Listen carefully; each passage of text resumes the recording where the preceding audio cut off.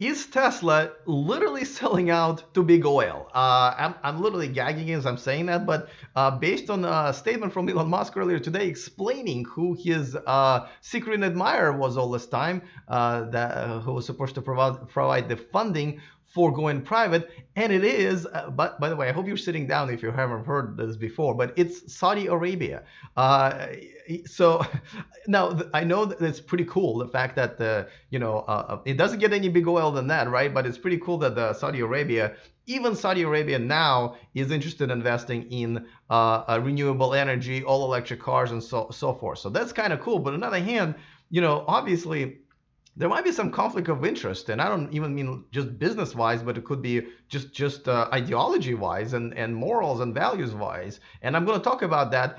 Before that, I'm going to parse the letter that Elon Musk posted out there, and it looks like it looks like some his attorneys got a hold of him, found probably the couch where he was sleeping on, and really just told him, hey, dude, we gotta do this. It has a lot of explanations. It also has some stuff that I'm not really sure is made sense. So we're gonna dive into that and see if our brains explode. And though, by the way, I don't know if you know this, but electric car enthusiast brains are 4 times less likely to explode than the rest of the brains out there. True fact. All right, so we're going to talk about it, see where we're at with all of this, and we're going to do it all coming up next. Taking over the world, electrifying the world, welcome to the show. Thank you to those of you who are supporting me on the Patreon. So I don't have to sell out to big oil, but thank you so much. Of course, you're watching me live, and we're going to do the extra mile segment at the end of this. And if this is your first time here and you're watching me on YouTube, and you want to know everything that's going on in the world of electric cars, because this is getting really interesting, click on that subscribe button so you don't miss anything moving forward. All right. Let's talk about this. So as you know, about a week ago, Elon shocked everybody really with his announcement that he wanted to take Tesla private, and he said that funding was already secured. But that's all he really said, and that's why there were a lot of concerns. Now the stock went up by a lot. I think $40. And then, because he didn't really mention who the backers are, and that was kind of a big part of this big piece of information everybody wanted to know. There were reports that Securities and Exchange Commission, is investigating this, because I know as a CEO of the company, you can't just make statements that are based on nothing to affect the stock. So they're investigating. There are 2 lawsuits now, allegedly saying that he really doesn't have the funding in place. But today he has revealed to us that the secret admirer, the company, the source, really, not the company that's going to be providing this for Tesla, is Saudi Arabia. Now, specifically, it's a public investment fund of Saudi Arabia. Now, it literally says here in Wikipedia that it is founded for the purpose of investing funds on behalf of the government of Saudi Arabia. As we know, it is a very much a big oil country that exports oil like crazy. And, obviously their interest in big oil. And the fact that they are interested in investing into Tesla is a big deal. By the way, they've already have invested to a little under 5% in Tesla, and they just kind of bought the stock on their own through different investment banks and so forth. Now, I don't believe you can go any further without filing with the Securities and Exchange Commission, so they just kind of did it. But they do own about 5% of Tesla as we speak. Now, this is separate. This is Elon's negotiating with them about taking the company private. Now, let's also mention, so this letter is much better worded than pretty much anything else he says, and it looks like he's making some statements that are, a little bit different than I thought. For example, here's part of the letter says, "I am speaking for myself as a potential bidder for Tesla." I don't know, Elon. I kind of assume that when we read your tweets, you're speaking to us as the CEO of Tesla or CEO of SpaceX and so forth, not as just one of us, people who are thinking about investing. So that's a bit odd, but it's obviously, something that probably his lawyers told him that he kind of needs to settle down and correct some of his statements. And, he was using statements to to the best, my best estimate right now. That's my favorite one. And I wish he actually would speak that way when he's not sure about something. That would give us a little bit more honest information about the stuff that he's talking about, right? So I like that. I like that a lot. All right, now let's dive into the letter a little bit more. And before that, I just want to mention that this channel and this show is sponsored by Evanex, the aftermarket accessories for Tesla. There's a discount code in the description of this video, so you guys can save yourselves a few bucks if you so desire when you shop there. All right, so here's another statement from the letter. He said that they first met with me at the beginning of 2017 to express this interest because of the important need to diversify away from oil. And I think that's awesome. That is great that even Saudi Arabia believes that all electric cars and solar power is where it's at. And that makes sense. But at the same time, here's the thing. If this was happening since 2017, and he in his letter claims that he wants to be transparent, which is great, it's odd that he hasn't mentioned it in a while. As a matter of fact, he hasn't even mentioned it to the board. So this is from the letter that some of the board members released last week, and it said last week Elon opened a discussion with the board about taking the company private. So those two statements don't match up to me. This one and this one, and this, with glasses, without glasses. He's saying that he was in discussions with 2017, but kept his board in the dark all this time. That sounds a little weird. Now, also, I'm wondering why all this time, as he was hating the Wall Street and having short sellers and all that stuff, why he didn't really take them up on their offer originally. It looks like they're serious, right? They bought up to 5% of the stock. Why didn't he do it or announce this at least before that?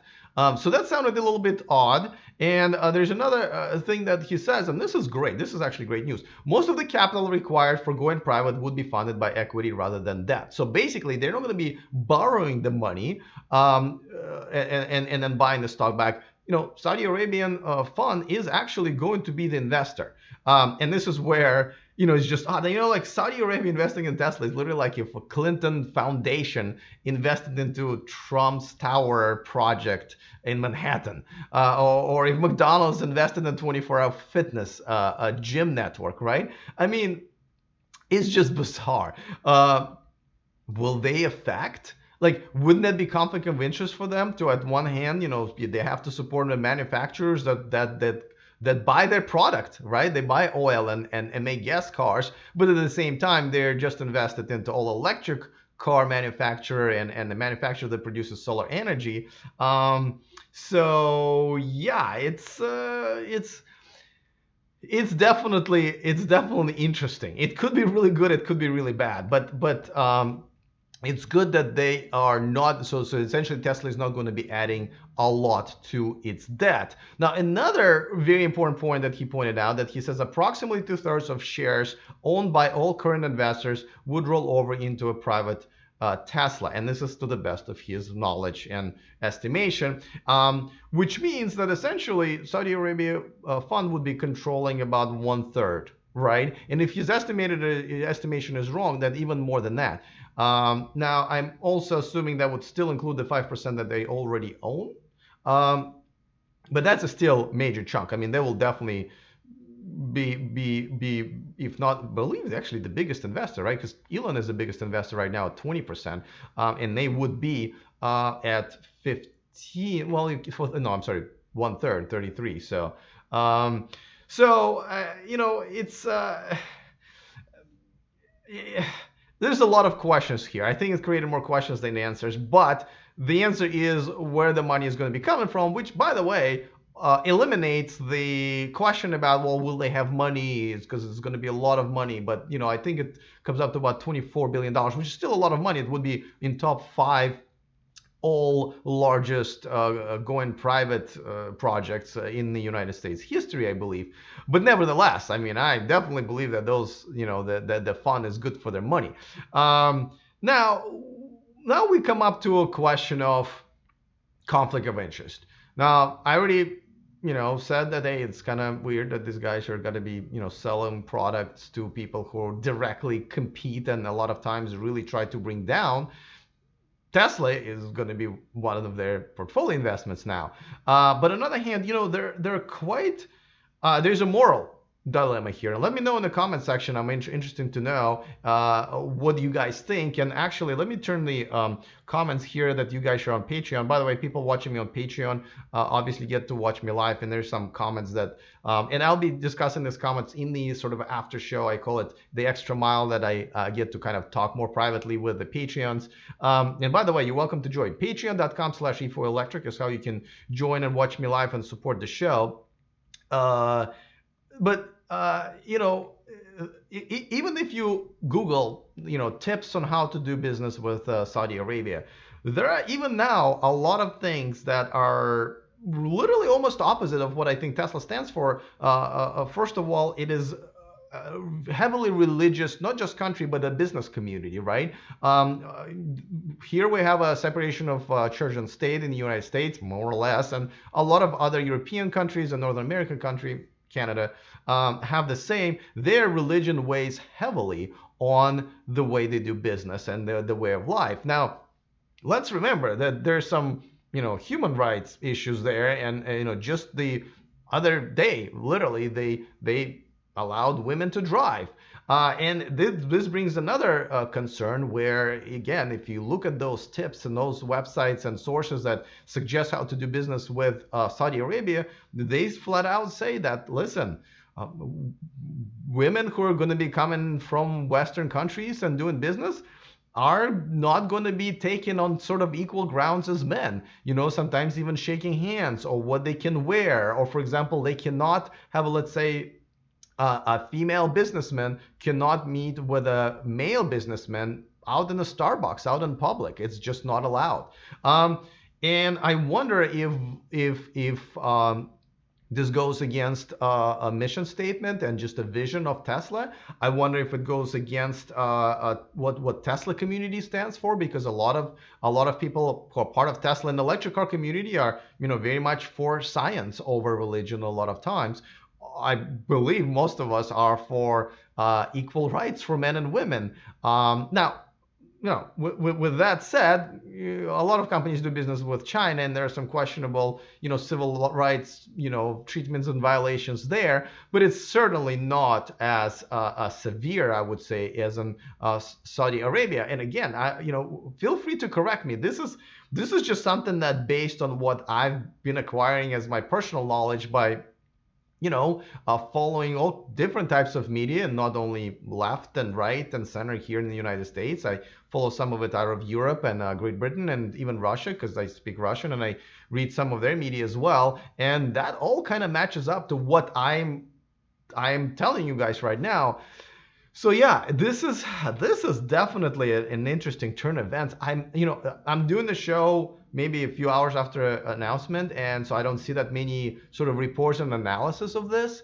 And the ones that I see is kind of light. So I'm interested to see what other people, and especially a lot of people in the communities, to think. I have my own community on Facebook with over 25,000 members. I'm wondering what the sentiment is there today, but it is very weird. It is very weird. But I mean, if they are turning around and they're really ready to invest into other entities and other green energy companies, that would be great. But at the same time, if they're just kind of doing it to try it out, and their oil interests might take over and start actually influencing how Tesla operates, it would be a problem. So I would like also maybe more explanation from Elon about what I've just mentioned, just in terms of some conflicts of interest on many different levels. That would definitely be good if he clarifies that. All right, let's move on to comment of the day. Before that, of course, I just want to give a shout out to the new Patreon. Santa's Collection became a Patreon. I don't know if it's a company or this is just kind of his username. By the way, if you're a company and you guys want to actually do a little bit of advertising here through Patreon, there's a package for you there. I just added it.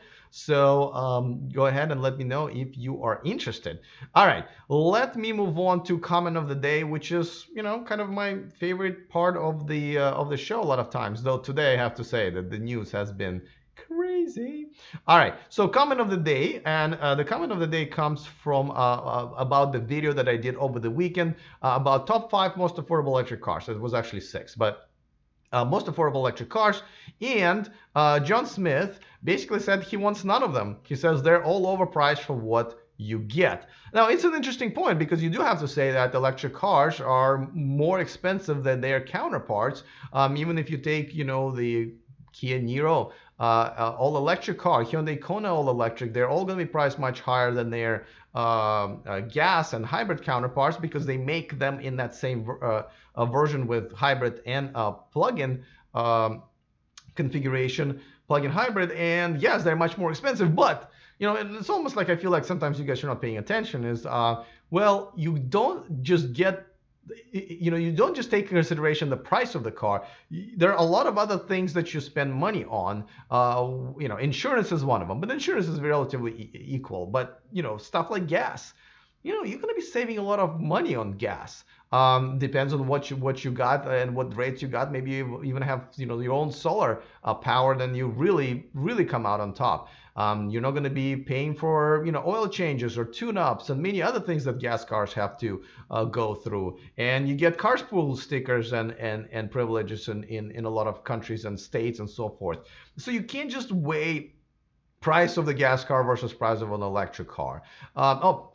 I mentioned this in the video, obviously, but incentives. Here in California, you can get up to 10,000, and many other parts of the world, you can get up to $10,000 in incentives. So if we're talking about the most affordable cars, and most of them are around $30,000, like the new Nissan Leaf, that brings it down to $20,000, and that's the MSRP. You can negotiate it down. You can get a really good lease deal on those cars, and of course, you really don't have to spend much money after that. Where if you're buying a gas car, I still think that the price will be comparable if you take, the rebates and tax incentives into consideration.